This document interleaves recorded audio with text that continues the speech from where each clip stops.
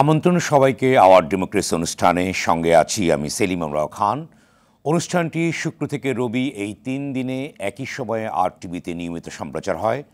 দর্শক, গত 18 সেপ্টেম্বর খাগড়াছড়িতে চোর সন্দেহে পিটুনিতে এক বাঙালি যুবকের মৃত্যুকে কেন্দ্র করে পাহাড়ি ও বাঙালিদের মধ্যে সংঘর্ষ ও সহিংসতার ঘটনা ঘটে। পরে তা ছড়িয়ে পড়ে রাঙামাটি ও বান্দরবানেও। এই সংঘাতে প্রাণ হারান 4 জন, আহত হন অন্তত 80 জন। আগুনে পড়ে যায় বহু দোকানপাট। একটি ঘটনাকে কেন্দ্র করে হঠাৎ কেন পুরো পার্বত্য অঞ্চল এমন অশান্ত হয়ে উঠল তা নিয়ে তৈরি হয়েছে নানান প্রশ্ন। স্থানীয়দের অভিযোগ, বাঙালি যুবকের মৃত্যুকে ইস্যু করে ভিন্ন কোনো উদ্দেশ্যে পাহাড়ে সংঘাত ছড়িয়ে দেওয়া হয়েছে। সংঘর্ষের পর 3 উপদেষ্টা খাগড়াছড়ি ও রাঙামাটি পরিদর্শন করেছেন। এই সময় স্থানীয় সরকার উপদেষ্টা AFM হাসান আরিফ পাহাড়ে সম্প্রীতি নষ্ট করার পেছনে বাইরে থেকে ষড়যন্ত্র করা হচ্ছে বলে মন্তব্য করেছেন। পার্বত্য অঞ্চলের ঘটনায় সামাজিক যোগাযোগ মাধ্যমে গুজব ছড়ানোর ব্যাপক চেষ্টাও লক্ষণীয়। রিউমার স্ক্যানার পার্বত্য চট্টগ্রামের এই ঘটনাকে কেন্দ্র করে 11টি গুজব শনাক্ত করে ওয়েবসাইটে প্রকাশ করেছে। ফলে প্রশ্ন উঠেছে, শান্ত পাহাড় অশান্ত করার ষড়যন্ত্রে লিপ্ত কারা? পাহাড়ে সংঘাত ছড়িয়ে ফায়দা নিতে চায় কারা? আর সেই প্রশ্নের উত্তর খুঁজতেই আজ আমাদের আলোচনার বিষয়, অশান্ত পাহাড় পেছনে কারা। আর এই বিষয়ে আলোচনার জন্য আজ আমাদের সঙ্গে স্টুডিওতে আছেন প্রফেসর ডক্টর সৈয়দ মোহাম্মদ আবদুল্লাহ আল মামুন চৌধুরী। অনলাইনে যুক্ত আছেন নিরাপত্তা বিশ্লেষক ব্রিগেডিয়ার জেনারেল শামীম কামাল অবসরপ্রাপ্ত এবং জাহাঙ্গীরনগর বিশ্ববিদ্যালয়ের আন্তর্জাতিক সম্পর্ক বিভাগের অধ্যাপক শাহাব এনাম খান।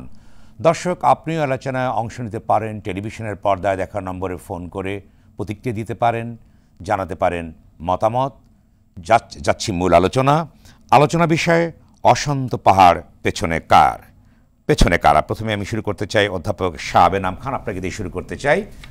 প্রফেসর এনাম, আপনি কি শুনতে পাচ্ছেন আমাকে? আমি শুনতে পাচ্ছি, আমাকে শুনতে পাচ্ছেন? আচ্ছা, হ্যাঁ, আমি দেখতে পাচ্ছি আপনাকে। এই যে পাহাড়ে যে ঘটনাটি ঘটলো, আমি আগেই ভূমিকায় বলেছি, এবং আপনার কাছে কি মনে হয় পাহাড়ের ঘটনাটি এই মুহূর্তে যখন একটি বাংলাদেশে ছাত্র জনতার গণঅভ্যুত্থান হলো এবং পাহাড়ে একটি ঘটনাকে কেন্দ্র করে সমস্ত পাহাড় অশান্ত হয়ে উঠলো, এটা আপনার কাছে কি মনে হয়? ধন্যবাদ। খুবই জটিল পরিস্থিতি, মানে ছোট করে বললে জটিল পরিস্থিতি, কিন্তু এটাকে যদি আমি ব্যাখ্যা করি তাহলে নিশ্চিতভাবেই বেশ অনেকগুলি বিষয় চলে আসবে। মানে আমরা যদি এটাকে দেখি যে টাইমিংটা এখন কেন, কোন জায়গাতে ঘটছে, এটার মধ্যে পার্টিস কারা, পুরোটার মধ্যেই দেখবেন যে একটা মানে যেটাকে আমি বলি সিনক্রোনাইজড প্রসেসের মধ্যে দিয়ে এসছে। তার আগে একটু ছোট্ট করে ইতিহাসগুলিও আমাদের মনে রাখা দরকার, যে যেই বিষয়গুলিকে নিয়ে এখন সামনে তুলে আনা হয়েছে সেটা বাংলাদেশ, স্বাধীন বাংলাদেশের তৈরি না, এটা 1947 এর আগ থেকে চলে আসছে। এবং আমরা সেই জায়গাতে দেখছি যে এই যে বিষয়গুলি নিয়ে আসা হচ্ছে, যেটাকে আর্টিফিশিয়ালি আমরা মনে করি তৈরি করা হচ্ছে, সেটার সাথে কিন্তু বিচিত্র রকমের এক্সটার্নাল অ্যাক্টরস জড়িত আছে। আপনি যদি বাংলাদেশের সিএসটি লোকেশনটা দেখেন, বাংলাদেশের টেকনাফ থেকে যদি একটা 200 কিলোমিটার রেডিয়াস তৈরি করতে পারেন, একটা বৃত্ত যদি আঁকেন, তার মধ্যে দেখবেন যে গত 70 বছরে অন্তত পক্ষে 84টা ইনসার্জেন্ট গ্রুপ সেখানে আছে। মিজোরামে আছে, ওদিকে উপরে চলে গেলে ত্রিপুরা, আসাম, এইদিকে চীন স্টেট, রাখাইন, প্রত্যেকটা জায়গায় কিন্তু বিচিত্র রকমের ইনসার্জেন্ট গ্রুপ আছে। এই ইনসার্জেন্ট গ্রুপগুলির কিন্তু ক্রস বর্ডার রিলেশনশিপটা আগের চেয়ে অনেক বেশি, টেকনোলজির কারণে এটা আরো বেড়েছে, এবং এদের মধ্যে যে আর্মস এন্ড ইকুইপমেন্টস গুলি আপনি ব্যবহার করতে দেখেন কোনোটাই বাংলাদেশ থেকে যায় না। সুতরাং ভারতের মধ্য দিয়ে যেসব আর্মস এদের কাছে পৌঁছায়, সেটা তো নিশ্চয়ই মানে বাংলাদেশের দায়িত্বের মধ্যে পড়ে না। সুতরাং সেই জায়গাগুলিতে কেন চেক এন্ড ব্যালেন্স থাকে না? আমরা যদি আরেকটু দেখি যে মানে আপনি যদি মায়ানমারে দেখেন, ভারতে দেখেন, এদের দুইজনেরই শক্তিশালী মিলিটারি আছে। পার্টিকুলারলি ভারতের তো শক্তিশালী মিলিটারি আছে। এখনো পর্যন্ত মিলিটারি মিজোরাম, ত্রিপুরা, আসাম, নাগাল্যান্ড, অরুণাচল সব জায়গাতেই তারা ডিপ্লয় করে রেখেছে। তার মানে কি, এই যে ইনসার্জেন্ট গ্রুপগুলি আছে তাদের একটা ভেস্টেড ইন্টারেস্ট সবসময় থাকে। টাইমিং এর ক্ষেত্রে যে জিনিসটা বললাম, এই টাইমিংটা খুব গুরুত্বপূর্ণ বোঝা। বাংলাদেশে এখন ট্রানজিশন চলছে, ল এনফোর্সমেন্ট এজেন্সিস গুলির মধ্যে এক ধরনের দুর্বলতা দেখা যাচ্ছে।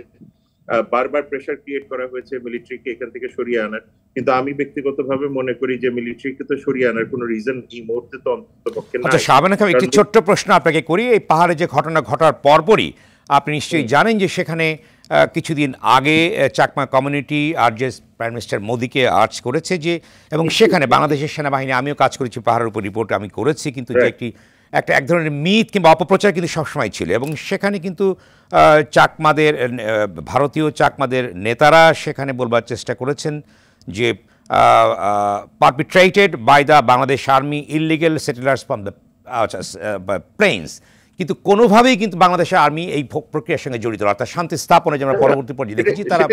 হ্যাঁ, সেখানেই কারণটা কি যে হঠাৎ করে এই ঘটনার পরই সেখান থেকে রিয়েকশন আসলো, মোদিকে ডাউনগ্রেড করতে পারলো বাংলাদেশের কূটনীতি, এই বিষয়গুলো যদি আপনি একটু ব্যাখ্যা করেন। না, সেই কারণেই তো বলছি যে আপনার এই যে পুরো সিচুয়েশনটার মধ্যে বাংলাদেশ মিলিটারি, প্রথম কথা এটা তো আমাদের মনে রাখতে হবে যে এটা সভরেন স্টেট। সভরেন স্টেটের ব্যাপারে কোনো দ্বিতীয় দেশ কিন্তু কোনো কমেন্ট করতে পারে না, এটা চরম রকমের অবজেকশনেবল একটা বিষয়। সুতরাং সেই জায়গাতে আমাদের এই জিনিসটা মনে রাখতে হবে।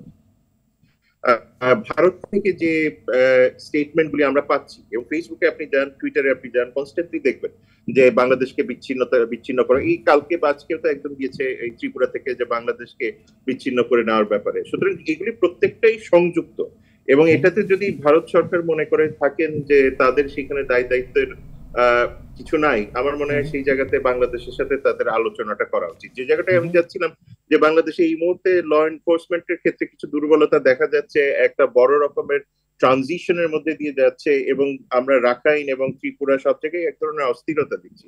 সুতরাং এই গ্রুপগুলি এখন রিসার্ফেস করছে যে এই সিচুয়েশনটার অ্যাডভান্টেজটা নেওয়া। আর তাছাড়া যদি আপনি দেখেন বাংলাদেশের সাথে ভারতের এই মুহূর্তে সম্পর্ক বা মায়ানমারের সাথে সম্পর্ক, সেই জায়গাতে একটা কিঞ্চিত টানাপোড়েনের জায়গা আছে। সুতরাং এই ধরনের এলিমেন্টগুলি এই মুহূর্তে খুব স্বাভাবিকভাবেই বাংলাদেশের উপরে একটা প্রেশার ক্রিয়েট করবে। এছাড়া বাংলাদেশেও আর একটা বড় প্রবলেম আছে যে না বুঝে না জেনে শুনে প্রায়ই আমরা বিভিন্ন রকমের কমেন্টস দেখতে থাকি যে মিলিটারি প্রেজেন্সের ক্ষেত্রে ঢাকায় চিটাগং হিল ট্র্যাক্সে তো মিলিটারি প্রেজেন্স এই কারণে না যে মানে চাকমা কমিউনিটি, মারমা কমিউনিটি কোনো কমিউনিটিকে কন্ট্রোল করতে, তা তো না। সেখানে তো ন্যাশনাল সিকিউরিটি কনফ্লিক্ট বা যেগুলি হচ্ছে, এবং ইন্ট্রা এথনিক গ্রুপের মধ্যে কনফ্লিক্ট গুলি দেখেন না। চাকমা কমিউনিটির ভিতরে কনফ্লিক্ট, ইউপিডিএফ এর সাথে পিসিজিএসএস এর কনফ্লিক্ট, আপনি মারমারা ডিসপ্যারিটি মনে করে, এই যে বিচিত্র রকমের, এবং সেইখানে যে ক্রাইম রেট, আপনি যদি র্যানসাম দেখেন, সেইখানে যদি আপনি নার্কোটিক্স ট্রেড দেখেন, সেইখানে আপনি যদি আর্মস এন্ড ওয়েপন্স ট্রেড দেখেন, প্রত্যেকটা জায়গায় তো একটা ভালনারেবল সিচুয়েশন হয়ে আছে।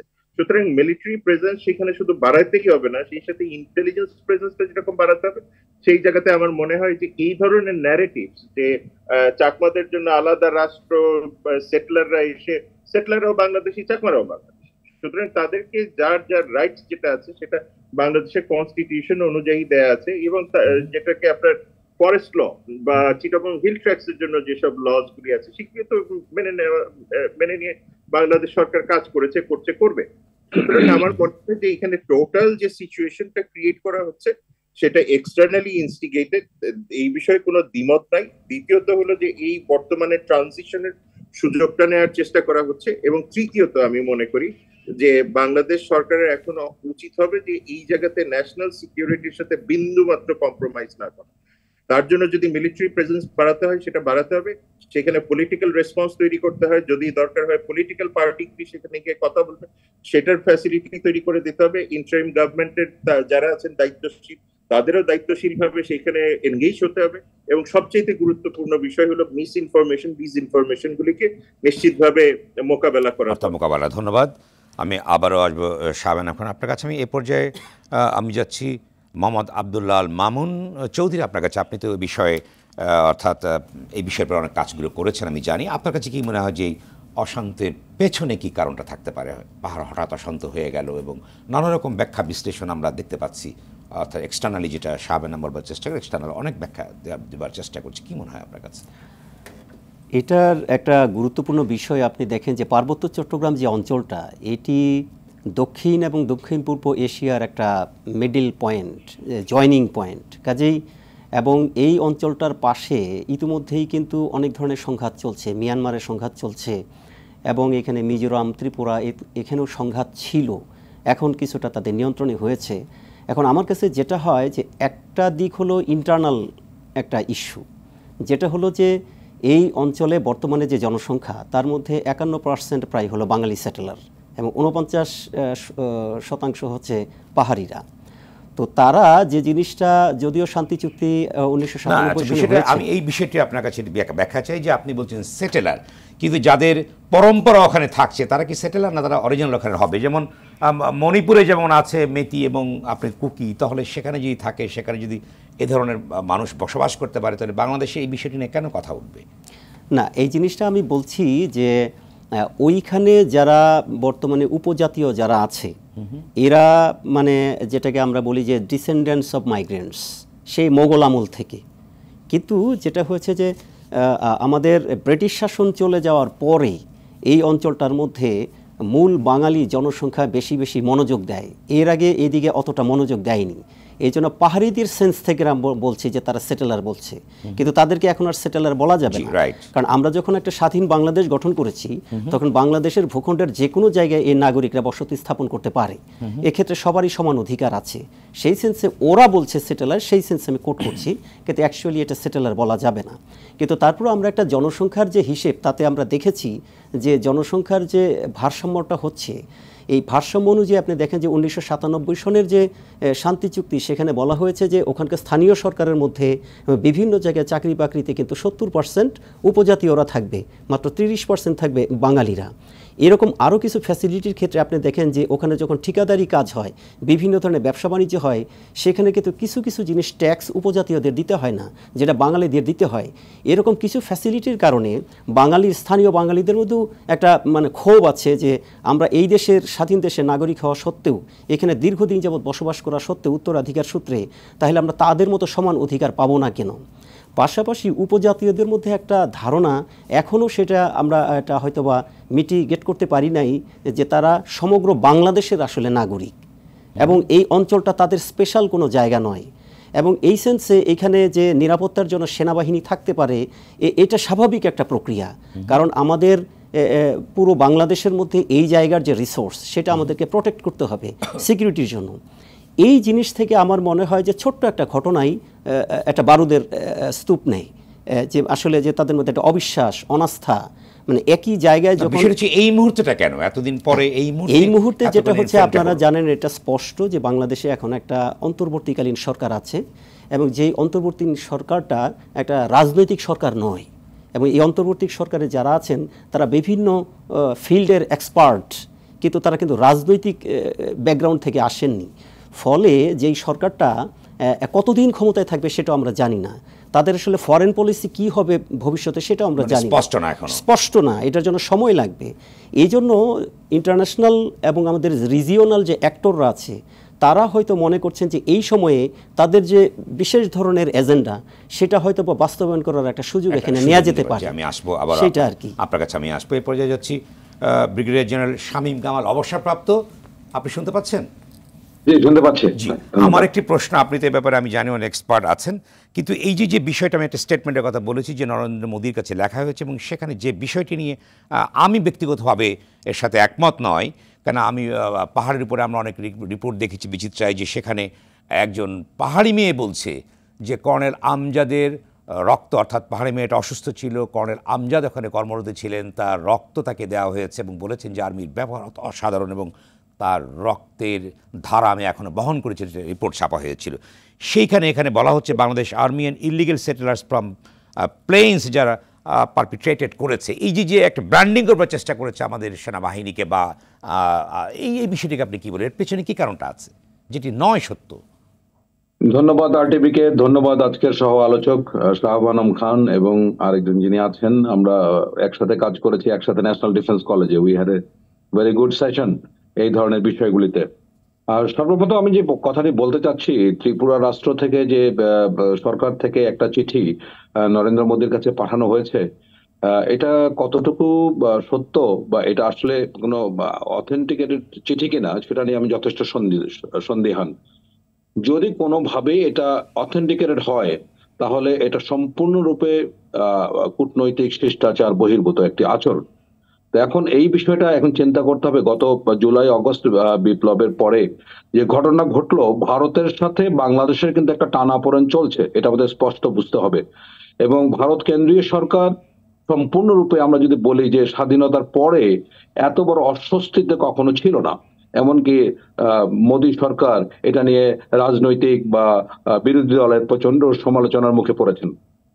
এখন কথা হলো যে সাম্প্রতিক যে ঘটনাগুলি ঘটছে, এই যে পাহাড়ে আজকে কেন এতদিন পরে হঠাৎ করে এরকম একটা প্রসঙ্গ আসছে, এর মধ্যে কি বাঙালি বা পাহাড়িদের মধ্যে কোনো ছোটখাটো বিষয় গন্ডগোল হয়নি, খুনাখুনি হয়নি? হয়েছে। কিন্তু মামুন নামে একজন এক মোটরসাইকেল যে চুরি করতে গেছে বা ছিনতাই করতে গেছে, এইটার কারণে ওখানে তাকে পিটিয়ে মারা হলো, এবং এটার ফলো আপ হিসেবে খাগড়াছড়ি, পরে রাঙ্গামাটি, দিঘিনালাতে বিশেষ করে ব্যাপক আকারে পাহাড়ি বাঙালি মানে এর ভিতরে আরেকটু বলি জনাব শামীম কামাল, সেখানে যখন ছেলেটাকে মারা হলো, একটা মিছিল গেল যেখানে, সেখানে ইউপিডিএফ কিন্তু গুলি করলো, যে আমরা গণমাধ্যমে দেখেছি ইউপিডিএফ সরাসরি গুলি করলো মিছিলটার উপরে। এই যে এখানে আপনি কি বলবেন? না, এটা তো রীতিমতো একটি মানে জাস্ট উত্তপ্ত তাওয়ার উপরে এখানে রুটি গরম করার মতো বিষয়। এখন জুলাই আগস্টের যে ঘটনা, প্রত্যেকটা সেক্টরে কিন্তু সুযোগ নিয়েছে। এই আন্দোলনে একটা বড় ধরনের একটা শূন্যতা সৃষ্টি হয়েছে বলে সবাই মনে করেছে, এই ক্ষেত্রে পাহাড়িরা বা চাকমারা এটার সুযোগ নিয়েছে। সুতরাং এটাকে যে কোনো ভাবে হোক, এই মামুনের এককভাবে হত্যা করা, এর পরবর্তীতে ওখানে ইউপিডিএফ মূলত শক্তিশালী দল, পিসিজিএস এখন বেশ দুর্বল। তো যাই হোক, তারা এটাকে কাজে লাগিয়ে পাহাড়ি বাঙালি সংঘাতটাকে বড় আকারে প্রকাশ করার জন্য এই ঘটনাটাকে কাজে লাগিয়েছে। কিন্তু গত 3-4 দিন ধরে আমরা যেটা দেখতে পাচ্ছি, খাগড়াছড়ি আকাশে, খাগড়াছড়ি থেকে শুরু করে দিঘিনালা এই এলাকায় ড্রোন বা লং রেঞ্জ ফাইন্ডার বা ইওভির মতো সরঞ্জামাদি ব্যবহার করা হচ্ছে। এটা কন্টিনিউয়াসলি খুবই খুবই অ্যালার্মিং একটা বিষয়। আমি নিশ্চিত যে ইউপিডিএফ হোক, পিসিজিএস হোক বা অন্য যে কোনো মানে গ্রুপ থাক, তাদের কিন্তু এই পর্যায়ে সামর্থ্য পৌঁছার কথা না। এটা আমরা খুব স্পষ্ট বুঝতে পেরেছি যে বাইরের কোনো বড় শক্তির যদি মদত না থাকে, তাহলে এই ঘটনা ঘটার কথা না। আমাদের এটা খুবই সুস্পষ্ট। আমরা পাহাড়ে চাকরি করেছি একাধিকবার, আমি 3বার পার্বত্য চট্টগ্রামে চাকরি করেছি। আমার সে অভিজ্ঞতা থেকে আমি স্পষ্ট জানি যে 96 সালের আগে যখন আওয়ামী লীগ সরকার ক্ষমতা আসলো, শুধু তখন মাত্র আমরা অপর দেশ থেকে ইন্টারফারেন্সটা বন্ধ করতে দেখলাম। এর আগে আমরা সুস্পষ্ট ভাবে আমরা জানিয়েছি যে এই জায়গায় কমান্ড পোস্ট বি আছে, এই জায়গায় প্রশিক্ষণ দেওয়া আছে, ইত্যাদি ইত্যাদি। সুতরাং আমার কাছে এই বিষয়টা খুবই ক্লিয়ারলি আমি বলতে চাই যে অবশ্যই এটা কারো না কারো বহির দেশ, বহির শক্তির, এটা বলার অপেক্ষা রাখে না যেটা ভারত তার একটা ইন্ধনে, ভারতের ইন্ধনে এই ধরনের ঘটনা শুধুই ভারত না, অন্য জিওপলিটিক্যাল কোন পার্টনার আছে যে তারাও এই এলাকায় অস্থির করতে চায়? আপনি কি বলবেন এই প্রসঙ্গে? না, এখানে আমি ভারতকে মনে করি যে ভারত এটাকে হয়তো বা কোনো মানে মানে মানে একটা খেলার একটা অংশ বা একটা পরিকল্পনার অংশ হিসেবে নিতে পারে। ডিপ্লোমেসির সবকিছুতে প্রকাশ্যে আসবে না।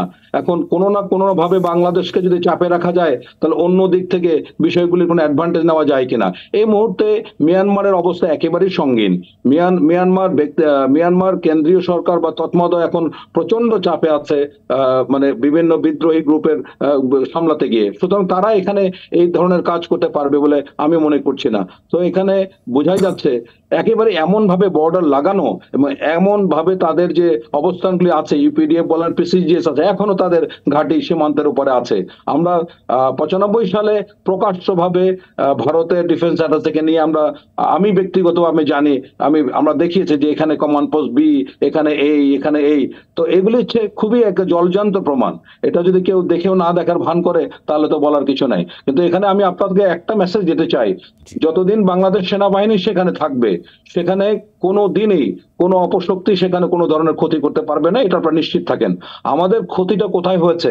এই যে পার্বত্য চট্টগ্রাম যে আপনার শান্তি চুক্তি হলো 1997 সালের 2রা ফেব্রুয়ারি সম্ভবত, অথবা 2রা ডিসেম্বর, এখানেই আমাদের কিন্তু মূল গলদটা। এখানে 77টা ক্লজ আছে, তার মধ্যে মাত্র 26টা বাস্তবায়ন করা গেছে। বাকি যে ক্লজ গুলি আছে একেবারেই ওয়েল নাই ইম্পসিবল, যেটা বলে প্রায় অসম্ভব। এগুলি কোনোদিনই সমাধান করা সম্ভব না। যতদিন এগুলি সম্ভব না, ততদিন পর্যন্ত পার্বত্য চট্টগ্রামে শান্তি স্থাপন করা সম্ভব নয়। এবং কিছুদিন পর পর আজকে এক গ্রুপ, কালকে কুকি চীন, তারপরের দিন ইউপিডিএফ, কোনো না কোনো গ্রুপ এটাকে আপনার মানে জিয়ে রাখবে।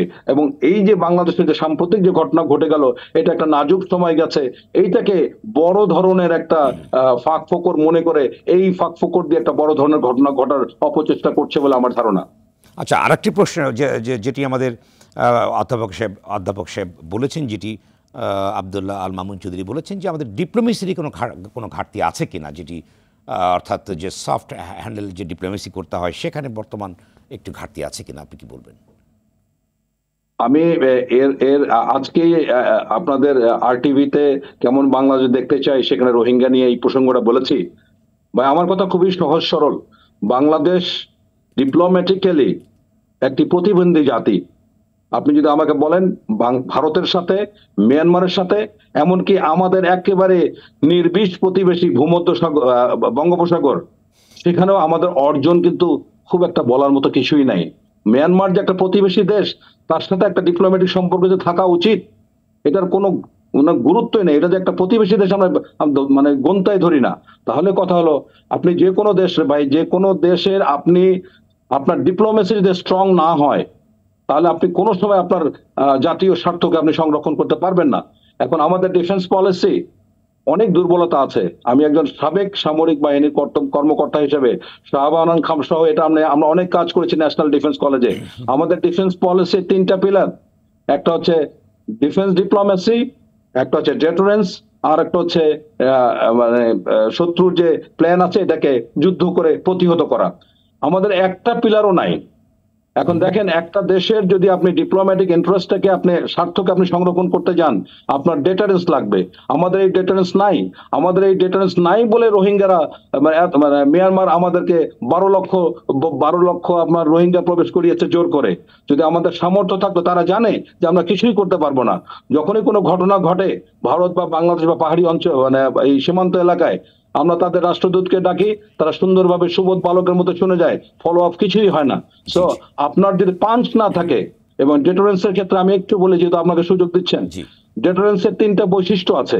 এই 3টা বৈশিষ্ট্যের মধ্যে জাস্ট 1 মিনিট যদি আমাকে দেন, আমি শেষ করে দেবো, পরে আমাকে সময় কম দিন। আমি আপনাকে দেবো, শাহবেনাম চলে যাবে, আমি তাকে একটু সময় দিই, আপনার কাছে আমি আবার আসবো, আপনি থাকবেন। শাহবেনাম খান, আপনার কাছে আমি যাচ্ছি, আমি জানি এরপরে আপনি চলে যাবেন। শাহবেনাম খান, শুনতে পাচ্ছেন? হ্যালো, শুনতে পাচ্ছি। হ্যাঁ, আমি যে প্রসঙ্গটি আপনার কাছে মানে যে আমি জানতে চাইবো সেটি হচ্ছে যে বাংলাদেশের ডিপ্লোমেসি নিয়ে কথা হচ্ছিল, এবং আমাদের দেশের ভিতরে যেভাবে আমরা কথা বলে থাকি বিভিন্ন দেশ নিয়ে, আসলে ফরেন পলিসি অ্যাপ্লাইয়ের ক্ষেত্রে আমরা সেটা করতে পারছি কিনা, আপনি আন্তর্জাতিক সম্পর্ক বিভাগের একজন অধ্যাপক হিসেবে আপনি বলেন যে সেই জায়গাটা দুজনই বললেন যে আমাদের ডিপ্লোমেসি একটা সংকট আছে, সবসময় সেই সংকটই ছিল, সেই জায়গাটা ঘাটতি আছে কিনা? ডিপ্লোমেসিতে দেখেন বিস্তর ঘাটি আছে, যেটা আমি শামীমের সাথে 100% একমত। মুশকিলটা হচ্ছে যে মায়ানমার সেন্ট্রিক আমাদের যে ডিপ্লোমেসি, এইটার দুর্বলতা তো বারবার প্রকাশ পেয়েছে। যদিও আমি মনে করি অন্তত পক্ষে রোহিঙ্গা কেন্দ্রিক বিষয়ে বহুপাক্ষিক, দ্বিপাক্ষিক সব রকমের চেষ্টাই বাংলাদেশ করেছে, ত্রিপাক্ষিক চেষ্টা করেছে। কিন্তু যদি আমি ওভারঅল মায়ানমারকে কেন্দ্র করে চিন্তা করি, সেই জায়গাতে আমার এখনো পর্যন্ত বোধগম্য হয় না যে বাংলাদেশ গত 53 বছরে কেন মায়ানমারকে একটা মানে মূল ভিত্তি করেন। কারণ বাংলাদেশে যেটা আব্দুল্লাহ নোমান ভাই, চৌধুরী ভাই বলছিলেন যে দেখেন, বাংলাদেশ এমন একটা জায়গায় বসা, সেটা হলো সাউথ ইস্ট এশিয়া, সাউথ এশিয়ার ঠিক মাঝখানে, নর্থ ইস্ট ইন্ডিয়া এবং বে অফ বেঙ্গলের ঠিক মাঝখানে। সুতরাং এইরকম একটা জায়গায় লোকেশনের থেকে বাংলাদেশ যদি তার ন্যাশনাল ইন্টারেস্ট চিন্তা করে, পপুলেশনের দিক থেকে চিন্তা করেন, রিসোর্স সাপ্লাইয়ের দিক থেকে চিন্তা করেন, কানেক্টিভিটির দিক থেকে চিন্তা করেন, চীনের সাথে থাইল্যান্ডের সাথে কানেক্টিভিটির চিন্তা করেন, নর্থ ইস্ট ইন্ডিয়াকে স্টেবিলাইজেশনের দিক চিন্তা করেন, আরাকানকে ভবিষ্যতে স্টেবিলাইজ করার কথা চিন্তা করেন, কোনো দিক থেকেই এই একটা দেশের দিকে কোনো রকমের নজর বাংলাদেশ দেয় না। বরং বাংলাদেশের যে প্রবলেমটা হয়ে গেছে যে বরাবরই চিন্তা করে চীন, মার্কিন যুক্তরাষ্ট্র বড় বড় বিষয়গুলি নিয়ে, যে কারণে আমরা ওইদিকে নজর বেশি দেই, কিন্তু ইমিডিয়েট থ্রেট সেগুলিকে দেখি না। দেখেন, সেখানেও তো আমরা কিছু করতে পারছি, বাংলাদেশ কিছু করতে পারছে না, সেখানে তো করতে পারছে না, এবং দেশের ভিতরে তো অর্থাৎ একদম মারমার কাটকাট একটা অবস্থা চলে সব সময়, কিন্তু প্রকৃতপক্ষে কাজটা করা যাচ্ছে না কেন? কারেক্ট, এটার মূল কারণটা হলো যে আমাদের কোনো ন্যাশনাল ইন্টারেস্টের ডেফিনেশন নাই। ন্যাশনাল সিকিউরিটিকে আমরা সবসময় অ্যাডক পয়েন্ট অফ ভিউ থেকে দেখি, সেটা শামীম ভাই আমার সাথে এগ্রি করবেন যে বাংলাদেশের একটা ডিফেন্স মানে যে একটা ডিফেন্স পলিটিক্যালি যে একটা ডিফেন্স ওরিয়েন্টেড চিন্তা ভাবনা থাকা দরকার, এটা লার্জলি মিসিং। যে কারণে আপনি মায়ানমারকে সবসময় দেখেছেন অ্যাডক বেসিসে, যখন যে রেজিমের দরকার হয়েছে সেই রেজিম অনুযায়ী চিন্তা ভাবনা করেছে।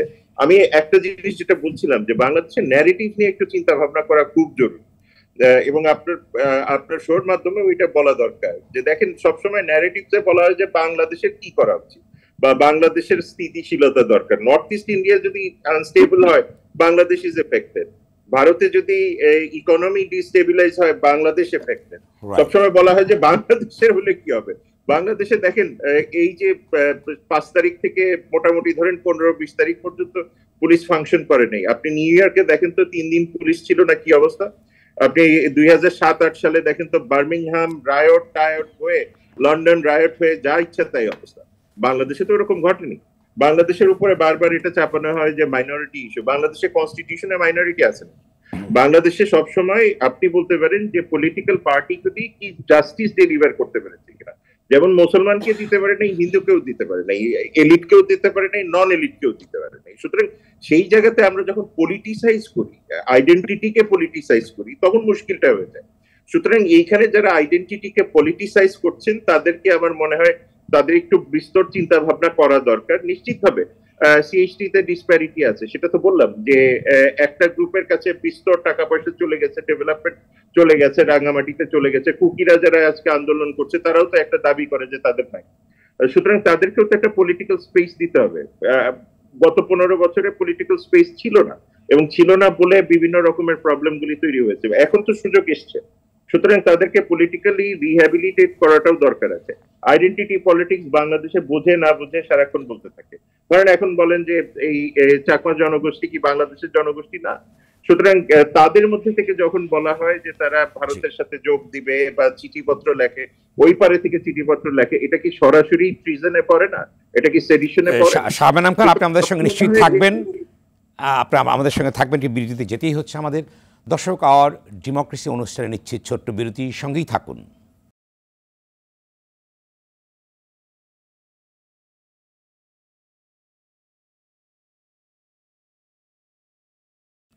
দর্শক, বিরতির পর আবারও স্বাগত আওয়ার ডেমোক্রেসি অনুষ্ঠানে।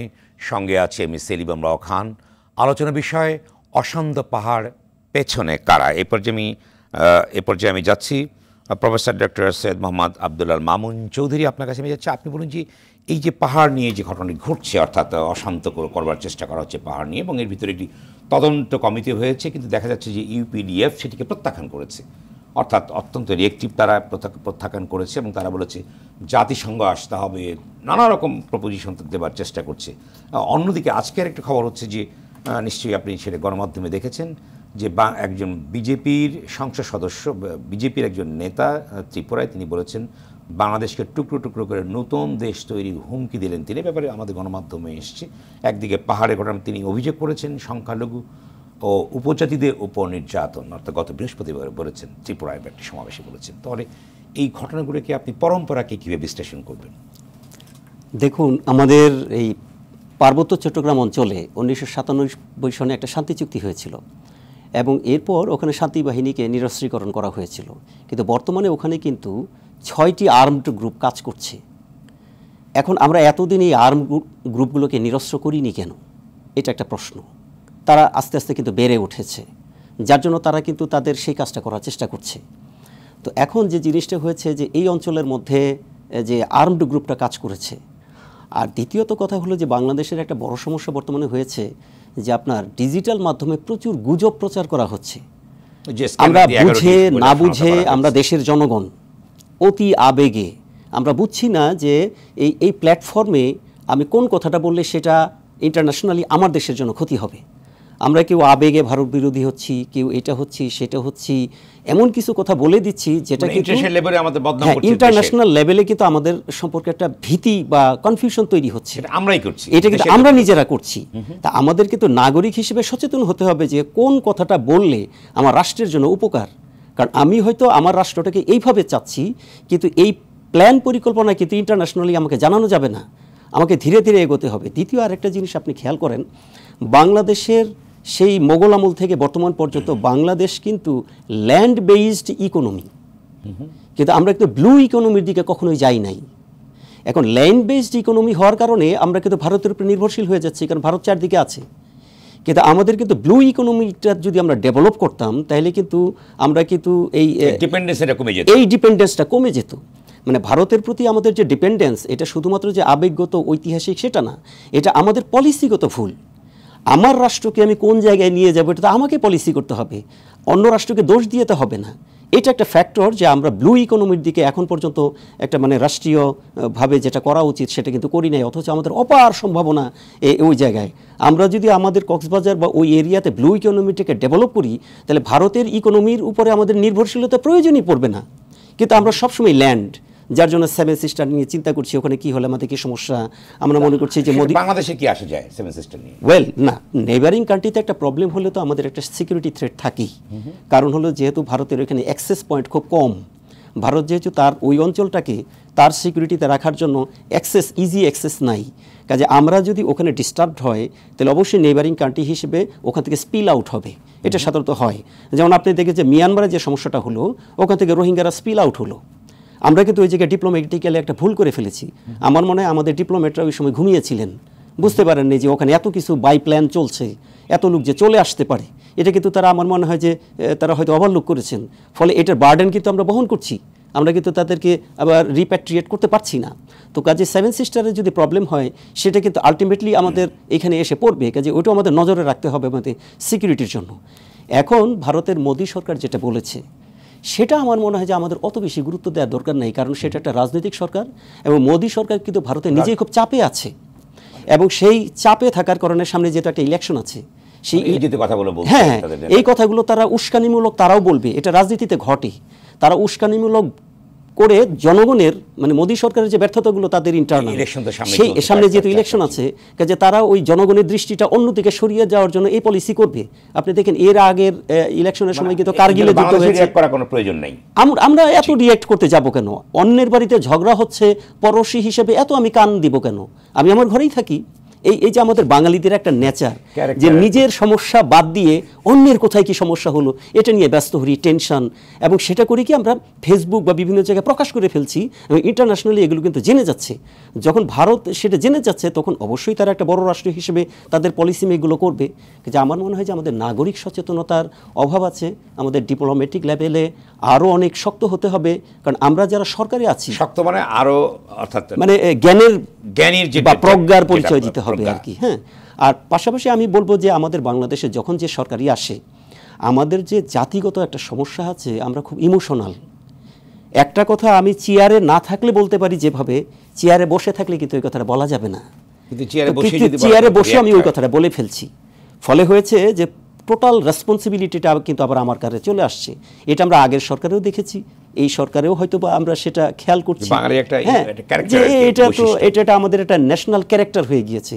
এখান থেকে কিন্তু আমাদের বেরিয়ে আসতে হবে, না হলে আমরা একটা ক্ষুদ্র অঞ্চলের মধ্যে অনেক বেশি জনসংখ্যা, সো এটা কিন্তু কন্ট্রোল করাই মুশকিল। আপনি রাশিয়ার মতো বিরাট কান্ট্রিতে দেখেন 14-15 কোটি জনসংখ্যা মাত্র, আর আমাদের এত ছোট কান্ট্রির মধ্যে 18-19 কোটি। সো এই জনসংখ্যার বেশির কারণে তো প্রবলেম হবেই। কাজে এখানে যারা স্টিয়ারিংয়ে থাকবেন বা ড্রাইভিংয়ে থাকবেন, তাদের খুব শ্রুড হতে হবে, কারণ এখানে অনেক জনসংখ্যা, আর আমাদের নেশনটাই কিন্তু ক্রস, এটাও কিন্তু মনে রাখতে হবে। আমাদের থিঙ্কিং কিন্তু ইউনিক না। আর আমাদের সবচেয়ে বড় যে সমস্যাটা আমি বলছি, আমাদের এডুকেশন সিস্টেমের মধ্যে সবচেয়ে বড় সমস্যা, আমাদের একটা জেনারেশন বেড়ে উঠছে ইংলিশ মিডিয়ামে, একটা জেনারেশন ন্যাশনাল কারিকুলামে, একটা জেনারেশন মাদ্রাসা থেকে বেরিয়েছে।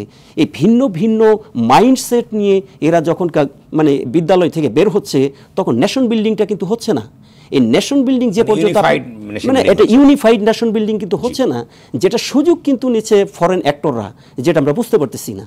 কাজে এই জন্য আমার মনে হয় যে এই সমস্যা দূর করার জন্য আমাদের ল্যান্ড বেসড ইকোনমি থেকে আমাদের ব্লু ইকোনমির দিকে যেতে হবে, আমাদের কথাবার্তার মধ্যে অনেক সতর্ক হতে হবে, এবং আমাদের শিক্ষা ব্যবস্থা যারা নেতৃত্ব দিবেন সরকার, তাদেরকে অনেক সতর্কভাবে তাদেরকে পড়াশোনা করতে হবে বা একটু ভিন্নভাবে আসতে হবে। ধন্যবাদ আপনাকে। এই পর্যায়ে যাচ্ছি ব্রিগেডিয়ার জেনারেল শামীম কামাল, অবসরপ্রাপ্ত।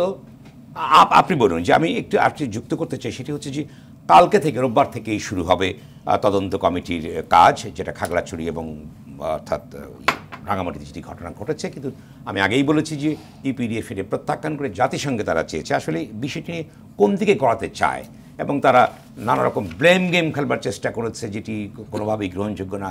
আমরা সকলেই জানি যে বাংলাদেশের সেনাবাহিনী যা ওখানে কর্মরত আছেন, যারা ওখানে জানি যে তারা অত্যন্ত সমর্মিতার সঙ্গে কিন্তু তাদেরকে হ্যান্ডেল করে। এটা আমি নিজেও কাজ করেছি, ওখানে গিয়ে দেখেছি যে কী ধরনের কাজ তারা করে। কিন্তু একটা নেগেটিভ প্রোপাগান্ডা দেবার চেষ্টা করছে তারাও, শুধু না এক্সটার্নাল ইস্যুতে দেবার চেষ্টা করেছে। কয়েকদিন আগে আপনাকে সুধারামা দিয়েছি আপনাকে। এখন কি বলবেন এই বিষয়টি নিয়ে, কতদূর গড়াবে বিষয়টি? আচ্ছা, প্রথম হচ্ছে এই ঘোলা পানিতে মাছ শিকারের একটা বড় ধরনের অপচেষ্টা, এটা কোনো সন্দেহ নেই। এর মধ্যে গত 3 দিন আগে এক চাকমা যুবককে দেখা গেছে যে কোরআন শরীফকে অত্যন্ত ব্যঙ্গাত্মক ভাবে, অত্যন্ত মানে কি বলবো, অপমানকর ভাবে উপস্থাপন করেছে। এটা তো নিশ্চিত পরবর্তীতে সে ফেসবুকে ক্ষমা চেয়েছে যে এটা ভুল করেছে, কিন্তু এটা আপনি নিশ্চিত থাকেন এটা কারো না কারো ইন্ধনে হয়েছে। সো এই ধরনের ঘটনা কিন্তু পর্যায়ক্রমে আরো ঘটতে থাকবে, এবং এর মাত্রাটাকে, এর ভয়াবহতাকে অন্য পর্যায়ে আনার চেষ্টা করছে। জাতিসংঘ প্রয়োগ যদি করার প্রয়োজন হয়, এটা এমন একটা বিষয় আমরা যেখানে একদম জাতীয় পর্যায়ে গুণ খুমের মতো জায়গায় জাতিসংঘের মানুষকে পাচ্ছি না প্রয়োগ করার জন্য। ভাগ্য ভালো, কাজ নেই, ভাগ্য ভালো না, আমরা পাচ্ছি এই জন্য যে ভাগ্য ভালো যে প্রফেসর ইউনূস এরকম একটা জায়গায় আছেন, মানে সে কারণে আমরা পাচ্ছি। সুতরাং এটা এমন কোনো বিষয় না যে সেটার জন্য জাতিসংঘ প্রয়োজন আছে। এখন আমাদের যে কোনো ধরনের তদন্ত যদি প্রত্যাখ্যান করতেই পারে। এখন কথা হলো যে তাদের অধিকারটা কি? অধিকারটা, তারা যে নৃগোষ্ঠী, তারা এসেছে 1500-1600 শতকের দিকে, আর আমাদের বাংলাদেশিরা ওখানে গেছে 1980 সালে 82 সালের দিকে। তফাৎ কিন্তু খুব একটা কিছু না। তারা আগে আসছে, আমাদের বাংলাদেশিরা পরে গেছে। এটা বাংলাদেশের 11 ভাগের 1 ভাগ অত্যন্ত উর্বর একটা জায়গা, যেখানে অনেক সম্পদ আছে। আর আমার এখানে এত জনবহুল একটা দেশ, সেখান থেকে আমার দেশের জনগণ সেখানে যেতে পারবে না, এটা কখনো হতে পারে না। আসলে সমস্যা যেটা, মূল সমস্যা যেটা, সেটা হচ্ছে গিয়ে এই যে শান্তি চুক্তি, ওদের কিন্তু ভূমি বন্দোবস্ত হচ্ছে সবচেয়ে কঠিন সমস্যা। এই সমস্যার সমাধান করা সম্ভব নয়। ওদের পার্বত্য চট্টগ্রামের যে ভূমি বন্দোবস্ত, এটা কিন্তু আমাদের সমতলের মতো না। ওখানে একটা এলাকার হেডম্যান বা কারবারি সে জমি বেটে দেয় যে এই পাহাড় তুমি নেবে, ওই পাহাড় তুমি, ইত্যাদি ইত্যাদি। এইভাবে তার সমতলে চলে না। তো সুতরাং, এবং তাদের কোনো দলিল নাই, কোনো ডকুমেন্ট নাই, যা ছিল খাগড়াছড়িতে এটা পুড়িয়ে দেওয়া হয়েছে। তো সব মিলে এই ভূমি যে সেটেলমেন্ট, ভূমির বন্দোবস্ত যদি আপনি ঠিক করতে না পারেন, কোনো দিনে পার্বত্য চট্টগ্রামে শান্তি আনতে পারবেন না। এখন ভূমি কমিশন হয়েছে, 5 জন চেয়ারম্যান ছিল, এখানে কয়েক হাজার, প্রায় 2-2.5 হাজার, আমার এক্স্যাক্টলি খেয়াল নাই, এতগুলি আপিল হয়েছিল, এতগুলি মামলা হয়েছিল, একটারও নিষ্পত্তি হয় নাই। আমি যে বললাম যে 77টা যে ক্লজ, তার মধ্যে 26টা বাস্তবায়ন হয়েছে, বাকিগুলি একটাও বাস্তবায়ন করা সম্ভব না কোনো ভাবেই। আমার এটা রিসার্চ করা, আমি এবং 3 বছর 4 বছর আমি পার্বত্য চট্টগ্রামে বিভিন্ন জায়গায় কাজ করেছি, হেডকোয়ার্টারে কাজ করেছি। সেই অভিজ্ঞতা থেকে আমি বলতে পারি যে অবশিষ্ট ক্লজ গুলো আছে, তার একটিও বাস্তবায়ন করা সম্ভব না। সুতরাং এই যে আপনার শান্তি চুক্তি, এটা মুখ থুবড়ে পড়ার মতো শান্তি চুক্তি। তখন যে কোনো হোক, রাজনৈতিক পরিবেশ সৃষ্টি করে যে কোনো ভাবে এটা করা হয়েছে, কিন্তু আপনি যদি এটা ফিজিবিলিটি স্টাডি করেন, the feasibility study it will get always 0। সুতরাং এটা একটা সিরিয়াস পয়েন্ট। তারপর আরেকটা, এই শান্তি চুক্তির মধ্যে একটা পয়েন্ট ছিল, পার্বত্য চট্টগ্রাম থেকে 500 ক্যাম্প, সেনাবাহিনীর ক্যাম্প উঠিয়ে আনা হয়েছে। একটা বড় একটা সিকিউরিটি ভ্যাকুয়াম সৃষ্টি হয়েছে। আগে আমরা এমন ভাবে পার্বত্য চট্টগ্রামকে সাজিয়েছিলাম, বিশেষ করে সেনাবাহিনী, যে কোনো জায়গায় ঘটনা ঘটলে উইদিন অ্যান আওয়ার আমরা পৌঁছতে পারতাম। আপনাকে স্পষ্ট ভাবে একটা কথা বলতে চাই, আমি রোমার মতো জায়গায় চাকরি করেছি। রোমা যে কি রকম মারাত্মক একটা ট্রেন, যেখানে আপনার হেঁটে যাওয়া যায় না, শিকড় দিয়ে বাঁকা হয়ে উঠতে হয়, বা গড়িয়ে গড়িয়ে আপনার রাস্তার মানে পাথরের উপর দিয়ে চলতে হয়, এরকম জায়গা আমি চাকরি করেছি, যারা 20-25 বছর পর্যন্ত সেনাবাহিনী দেখেনি। তো এই জায়গাগুলিতে একমাত্র সেনাবাহিনী যাওয়ারই তাদের সেই প্রশিক্ষণ আছে, তাদের সেই দেশপ্রেম আছে। আপনি কত অফিসার, কত সৈনিক এখানে জীবন দিয়েছে। তো এই যে 500 ক্যাম্প যে তোলা হলো, এখন কিন্তু সময় এসছে, প্রয়োজন বোধে আপনার সেনাবাহিনীর উপর যদি এটা ছাড়েন, আমি একজন এখন অবসরপ্রাপ্ত সেনাবাহিনীর অফিসার হিসেবে বলছি, আর কাউকে প্রয়োজন হবে না, সেনাবাহিনী একাই এটাকে সামাল দিতে পারবে। পুলিশের পক্ষে যে থানা সদর আছে, উপজেলা সদর আছে, তার 1 কিলোমিটার দূরে যাওয়ার সামর্থ্য নাই। যে উঁচু পাহাড়, একটা ক্যাম্প থেকে আরেকটা ক্যাম্পে যেতে 12-14 ঘন্টা পর্যন্ত লাগে। আমরা এমন এমন জায়গায় ডিহাইড্রেশন হয়ে গেছে, অনেক অফিসার অনেক সৈনিক মৃত্যুবরণ করেছে ম্যালেরিয়ায়। তো যে কোনো ভাবে হোক না কেন সেনাবাহিনী এই দায়িত্ব পালন করেছে, এবং এটা এমন কোনো বিষয় না সারেন সেনাবাহিনীর উপরে আপনারা সেনাবাহিনী এককভাবে এটা হ্যান্ডেল করতে পারবে। কিন্তু কথা হলো এখানে কারা কি চাইলো না চাইলো, এটা কতটুকু যৌক্তিক সেটা মনে হয় গুরুত্ব না দিয়ে পার্বত্য চট্টগ্রামের মূল সমস্যা কি সেটা কিন্তু আপনার অ্যাড্রেস করতে হবে। তবে এটা ইন্টারিম গভর্নমেন্টকে দিয়ে সম্ভব নয়। অল্প সময়ের মধ্যে আপনি কি মনে করেন যে এই সুযোগটাই নেবার চেষ্টা করছে, অর্থাৎ যদি অর্থাৎ কোট আনকোট এক্সটার্নাল ফোর্স যেটাকে বলে সবাই, এবং একটা বাংলাদেশে তো একটা প্রচলিতই আছে যে সবসময় আমরা বলি যে বাইরের শক্তি করছে, বিদেশিরা করছে, ষড়যন্ত্র করছে, যাই হোক না কেন, আপনি কি মনে করেন যে ইন্টারিম গভর্নমেন্টে যে অনেক কাজ আছে এর মাঝখানে এর একটা সুযোগ নেবার চেষ্টা করছে, আপনি কি সেটা মনে করেন? অবশ্যই অবশ্যই ইন্টারিম গভর্নমেন্টের কাজ কিন্তু ভাই খুবই সিম্পল। যে 6টা কমিশন হয়েছে, এই 6টা কমিশনের কাজ করতে ইন্টারিম গভর্নমেন্টের সময় শেষ হয়ে যাবে।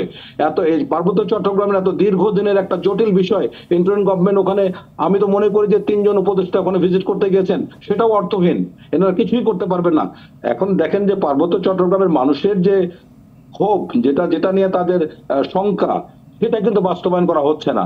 তাদের জনপ্রতিনিধিত্ব আছে, পার্বত্য চট্টগ্রাম যে CSTDB আছে, যে জেলা পরিষদ আছে, সেখানে কি আপনার সরকারি প্রত্যক্ষ ভোটে নির্বাচিত না, এটা নির্বাচন করে দেওয়া হচ্ছে এইভাবে জোর করে। ওখানে 3 জন যে সংসদ সদস্য ছিলেন 3টা আসনে, 3টাই সরকারি দলের, 3 জনই সরকারি দলের। সুতরাং এখানে সবকিছুই কিন্তু অগণতান্ত্রিক পদ্ধতিতে আগাচ্ছে, এটাকে আপনি গণতন্ত্র বলতে পারেন না। তাহলে তাদের অধিকার, তাদের ক্ষোভটা কিন্তু যথাযথ। আমরা কিন্তু তাদেরকে গণতন্ত্র ফিরিয়ে দেই নেই, তাদের প্রতিনিধিত্ব ফিরিয়ে দেই নেই। এখন কোনোভাবেই আপনার তাদের যে অধিকারগুলো আছে এগুলি কিন্তু আমরা সঠিকভাবে অ্যাড্রেস করছি না, এটা মানতেই হবে। যত দোষ নন্দঘোষ, যখনই কোনো ব্যর্থতা হয় সেনাবাহিনীর উপরে চাপান। কিন্তু অন্য কোন সংগঠন আছে যারা ওখানে গিয়ে কাজ করতে পারবে? কোন সংগঠনই পারবে? আপনি মনে করেন যে উপজেলা প্রশাসনে যারা আছে বা পুলিশ যে আছে বা অন্যান্য যে অফিসগুলো আছে, তারা 1 কিলোমিটার রেডিয়াসের বাইরে কোথাও যেতে পারে না, কিন্তু সেনাবাহিনীকে যেতে হয় একদম লাস্ট বর্ডার পর্যন্ত। আরেকটা গুরুত্বপূর্ণ জিনিস বলি, যে আমাদের কিন্তু একটা গোল্ডেন ট্রায়াঙ্গলের মধ্যে পড়েছে, এখানে 2টা জিনিসের কিন্তু খুবই উৎপাত হবে। একটা হচ্ছে গিয়া ড্রাগ, আর একটা হচ্ছে ওয়েপন, এটা থাকবেই। আমার ভাই বললেন যেভাবে, যে কেন তাদেরকে নিরস্ত্র করা হয় নাই বা কেন নিরস্ত্র করা তাদের সম্ভব না। PCGS এর কাছে এখনো প্রচুর অস্ত্র আছে, UPDF এর কাছে প্রচুর অস্ত্র আছে। এরা যখন একটা কিছু ধাওয়া দেওয়া হয়, জাস্ট 1 ঘন্টা ট্রাভেল করে তারা প্রতিবেশী দেশে চলে যায়। সেখানে they have safe sanctuary, they have everything, training, ammunition, arms, everything. আমি যে কথাগুলো বললাম, যে এই ড্রোন, তারপরে LRF, তারপরে আমরা দেখলাম EOB, এগুলি কার কাছে আসতে পারে সে ব্যাপারে আমার নাম উচ্চারণ করে বলাটা আমি একেবারে বোকামি বলে মনে করছি। ধন্যবাদ। আবারও আসবো আপনার কাছে। প্রফেসর চৌধুরী, আপনি বলুন। না, যে জিনিসটা আমরা বলেছিলাম যে আমাদের রাষ্ট্রীয় পলিসির একটু মানে রিভিশনের প্রয়োজন আছে, সেখানে একটু বলুন, সেই জায়গায় একটু নজর দিতে হবে। আর উনি যেটা বলেছেন এটা খুবই ইম্পর্ট্যান্ট, যে ইন্টারিম সরকারের পক্ষে এটা দীর্ঘমেয়াদী জটিল একটা জিনিসকে সমাধান করা সম্ভব নয়। তো সেখানে আসলে জিনিসটা হলো যে আমাদের ওখানে সিকিউরিটির জন্য সেনাবাহিনীর উপস্থিতি বাড়াতে হবে, এতে কোনো সন্দেহ নেই। কারণ ওই বর্ডার এলাকাগুলো যেহেতু দুর্গম, এবং আমাদের প্লেইন এলাকার মানুষের পক্ষে সেই দুর্গম অঞ্চলে সিকিউরিটি নিশ্চিত করা সম্ভব নয়। কাজেই সেটা যদি সরাসরি আর্মি ওখানে গেলে যদি সমালোচনা হয়, তাইলে আর্মির ভেতর থেকে স্পেশাল ফোর্স তৈরি করে, যেমন র্যাব একটা আলাদা স্পেশাল ব্যাটালিয়ন করা হয়েছিল। কাজে এমন যদিও হয় যে ওই অঞ্চলের জন্য স্পেশাল সিকিউরিটির জন্য একটা আলাদা বাহিনী তৈরি করা, আমরা যেটা দেখি যেমন শিল্প অঞ্চলে শিল্প পুলিশ আছে, সেরকম করেও একটা সেনাবাহিনীর ট্রেনিংয়ের মতো করে একটা ওখানে দীর্ঘমেয়াদী এরকম সিকিউরিটি ফোর্স তৈরি করতে হবে, যারা এই স্পেশাল যে ড্রাগ ট্রাফিকিং বলেন, উইপন ট্রাফিকিং বলেন, বা সীমান্তকে উত্তেজিত করে দেওয়ার জন্য যে সমস্ত গ্রুপগুলো কাজ করছে তাদেরকে প্র্যাকটিক্যালি মানে ডেটারেন্স করতে পারবে বা কন্ট্রোল করতে পারবে। এটা একটা জিনিস। আর একটা কথা যেটা আমরা বলেছিলাম, যে এই যে এইখানে নেপথ্যে যে কারা, আপনারা দেখেছেন যে বর্তমান সংক্ষেপে বলতে হবে। হ্যাঁ, আমরা যে কথাটা শেষ করছি, যে বর্তমানে বাংলাদেশে যে একটা রাজনৈতিক পট পরিবর্তন ঘটেছে, এই পট পরিবর্তনের কারণে কিন্তু আমাদের পুরো পৃথিবীর এই অঞ্চলের যে ডাইনামিক্স, পলিটিক্যাল ডাইনামিক্স বা ডিপ্লোম্যাটিক ডাইনামিক্স, সেখানে কিন্তু একটা কনফিউশন তৈরি হয়েছে। যে বাংলাদেশের পরবর্তী ফরেন পলিসিটা কোন দিকে যাচ্ছে। এবং আমরা যেটা মনে করছি যে এখন একটা শিফটিং হয়েছে, শিফটিং হয়ে এটা হয়তো বা আমেরিকান ব্লকের দিকে যাচ্ছে। ফলে এখানে কিন্তু চায়না, ইন্ডিয়া তাদের কিন্তু ইন্টারেস্ট অনুযায়ী এটা রিয়্যাক্ট করবে। সো সেই হিসেবে আপনি যেটা বলছেন নেপথ্যে কারা, এই এক্সটার্নাল অ্যাক্টরগুলো কিন্তু এখানে হিডেনলি কাজ করছে। ফলে বাংলাদেশ কখনো এই পক্ষে কখনো এই পক্ষেই থাকবে, বাংলাদেশ নিজের পক্ষে কি থাকবে না, দাঁড়াবে না? না, বাংলাদেশের যে জিনিসটা দরকার পড়বে ডিপ্লোম্যাটিক্যালি স্কিল হ্যান্ড হয়ে আমাদের একটা বার্গেনিং সিচুয়েশন তৈরি করতে হবে। মানে আমরা ইন্ডিয়ার উপরে ডিপেন্ডেন্ট হব এটাও যেন আমাদের জন্য কল্যাণ নয়, ডাইরেক্ট চায়নার উপরে ডিপেন্ডেন্ট হব সেটাও নয়, আবার একেবারে মানে 90 ডিগ্রি বা 180 ডিগ্রি ইউ টার্ন নিয়ে যে আবার আমেরিকান পলিসির দিকে সেটাও না। আমাদেরকে একটা মাঝামাঝি বার্গেনিং একটা সিচুয়েশন তৈরি করতে হবে, হ্যাঁ রাইট, সেরকম বের করতে হবে। কারণ আমি দরিদ্র মানুষের তো কৌশল হওয়া ছাড়া উপায় নেই, কারণ আমি তো দরিদ্র, আমাকে সবাইকে খুশি করে আমাদের ধীর স্থিরভাবে গবেষণা মেধার ভিত্তিতে ডিপ্লোমেসি আমাদের সাজাতে হবে। ধন্যবাদ আপনাকে। আপনি 30 সেকেন্ডে বলুন যে কিভাবে আমরা এইগুলো সমাধান করতে পারি বা বাংলাদেশকে আরও আমরা সিকিউর করতে পারবো, আমাদের সভরেন্টিকে, আমাদের সার্বভৌমত্বকে আরও নিরাপদ রাখতে পারি। খুব সংক্ষেপে, এবং এক্ষেত্রে ডিপ্লোমেসি সংক্ষেপে আমি একটুকু বলতে চাই যে আমাদের ডেটারেন্স ক্রিয়েট করতে হবে। এটা মিলিটারি ডেটারেন্স হতে পারে, ইকোনমিক ডেটারেন্স হতে পারে, ইত্যাদি ইত্যাদি। ডেটারেন্সের যে বিষয়টা, এটা হচ্ছে আপনাকে আঘাত করার শক্তি রাখতে হবে, অথবা যে আঘাত আসবে সেটাকে প্রতিরোধ করার শক্তি থাকতে হবে। এটা আমাদের কোনোটাই নাই। এবং আমি থুসিডাইটসের একটা কথা বলবো যে পেলোপনেশিয়ান ওয়ার 27 বছর হয়েছিল এথেনিয়ান এন্ড স্পার্টার মধ্যে। তো সেখানে থুসিডাইটস একটা কথা বলেছিলেন, as the world goes right is within the equals, while the stronger do what they can and weaker suffer what they must। মানে অধিকার শুধুমাত্র সমানে শক্তিশালীর মধ্যে, তাছাড়া সবল যে সে সবসময় দুর্বলের অত্যাচার করে যাবে। এখন পরিস্থিতিতে আমাদের তাই দাঁড়িয়েছে। আমরা যদি এখন পর্যাপ্ত পরিমাণ ডেটারেন্স ক্রিয়েট করতে না পারি, ডেটারেন্সের 3টা জিনিস, একটা হচ্ছে গিয়ে এটা পটেনশিয়াল হইতে হবে। এর পটেনশিয়াল মানে আপনি একটা বক্স দিবেন, এই একই কথা আমি বলেছি কিছুক্ষণ আগে, শেষ করতে হবে জি, একটা বক্স দিবেন, এটা হলো পটেনশিয়াল। 2 হলো গিয়া এটা হচ্ছে গিয়া ক্রেডিবল, আমি যে বক্সটা দেবো এটা আপনার ব্যথার কারণ হইতে হবে। 3rd হচ্ছে কমিউনিকেবল, আপনি বারবার বলবেন আসো আর একটু আসো, আমি তোমাকে ব্যবস্থা করব, আপনাকে প্রমাণ করে দিতে হবে ইউ ক্যান ডু দ্যাট।